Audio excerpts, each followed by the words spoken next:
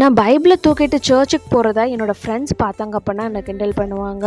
அச்சச்சோ, நான் சர்ச்சில் கையை தூக்கி ஆராதிச்சேன்னா அந்த அங்கிள் அவங்க பசங்கள்கிட்ட போய் என்னை பற்றி ஏதாவது சொல்லுவாங்க, அந்த ஆன்ட்டி அவங்க பசங்கள்கிட்ட போய் என்னை பற்றி சொல்லுவாங்க. அப்போ அது எனக்கு ரொம்ப கஷ்டமாக இருக்கும், ரொம்ப அவமானமாக இருக்குமே அப்படின்னு வருத்தப்பட்டுட்டு கர்த்தரை குறித்து வெட்கப்பட்டுட்டு இருக்கீங்கல்ல, அப்போ நீங்கள் கேட்க வேண்டிய வீடியோ தாங்க இது. நீங்கள் யாரை குறித்து தெரியுமா வெட்கப்பட்டுட்ருக்கீங்க? 2000 வருஷத்துக்கு அப்புறம் பிறக்க போகிற உங்களுக்காகவும் எனக்காகவும் நம்ம பாவத்துக்கு அடிமையாக இருக்கக்கூடாதுங்கிறதுக்காக என்னோட ஒரே செல்ல குமாரனை உலகத்துக்கு கொடுத்த ஆண்டவரை குறித்து வைக்கப்பட்டுட்ருக்கீங்க. அப்படியே ஒரே குமாரன் இந்த உலகத்தில் சந்தோஷமாக இருக்க அவருங்க அனுப்பலைங்க, மனுஷனால் துரோகத்துக்கு உள்ளாக்கப்பட போகிறாருன்னு தெரிஞ்சு அனுப்புனார்.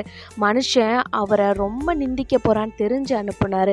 கடைசியாக தன்னோட ஒரே குமாரன் சாட்டையால் அடிக்கப்படுறதையும் எச்சில் துப்பப்படுறதையும் சிலுவையில் அறையப்படுறதையும் ஒட்டு துணி இல்லாமல் அவர் தொங்குறதையும் பார்த்து அவர் மனுஷன் மேலே வச்ச ஒரே அன்புக்காக, அந்த ஒரே காரணத்துக்காக எல்லாத்தையும் அனுமதிச்ச தேவனை குறித்து தான் நீங்கள் வைக்கப்பட்டுட்ருக்கீங்க.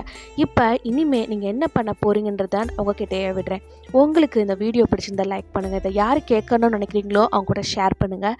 கர்த்தர் உங்களை நேசிக்கிறார். ஆமென்.